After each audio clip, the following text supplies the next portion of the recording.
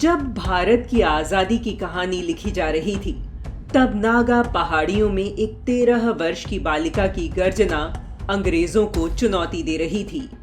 वह न तलवारों से डरी न काल कोठरी से।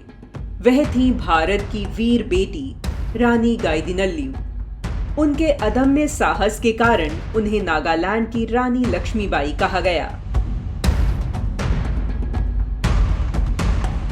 26 जनवरी 1915 को मणिपुर के नुंगकाओ गांव में जन्मी गाइदिनल्यू का नाम ही उनके जीवन का सार था। अच्छा मार्ग दिखाने वाली, बिना औपचारिक शिक्षा के भी स्वाभिमान और स्वतंत्रता उनके रक्त के कण कण में थी। 13 वर्ष की आयु में वह नागा क्रांतिकारी जादोनांग के संपर्क में आई। उन्होंने मिलकर सनातन धर्म, भारतीय संस्कृति और आत्म सम्मान के लिए जन जागरण प्रारंभ किया एवं अंग्रेजों द्वारा षड्यंत्र पूर्वक हो रहे धर्मांतरण का डटकर विरोध किया। लेकिन वर्ष 1931 में अंग्रेजों ने क्रांतिकारी जादोनांग को फांसी दे दी। उनके बाद इस क्रांति को किशोरी गाइदिनल्यू ने संभाला।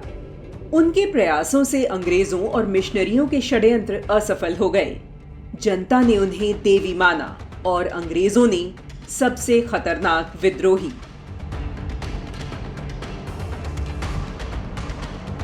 17 अप्रैल 1932 को अंग्रेजों की सेना ने अचानक आक्रमण कर उन्हें गिरफ्तार कर लिया और उन्हें आजीवन कारावास दे दिया। 1932 से 1947 15 वर्षों तक उनका बहुमूल्य समय, उनकी मुस्कान सब जेल की सलाखों के पीछे रह गया। यहाँ तक कि 1935 में जब अन्य क्रांतिकारियों को रिहा किया गया, तब भी भय के कारण अंग्रेजों ने रानी गाइदिनल्यू को नहीं छोड़ा। 1947 में देश की आजादी के साथ वे मुक्त हुईं।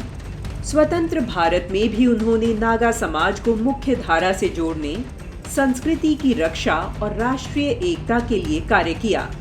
अलगाववाद के विरुद्ध संघर्ष करते हुए उन्होंने हमेशा भारत की अखंडता का पक्ष लिया।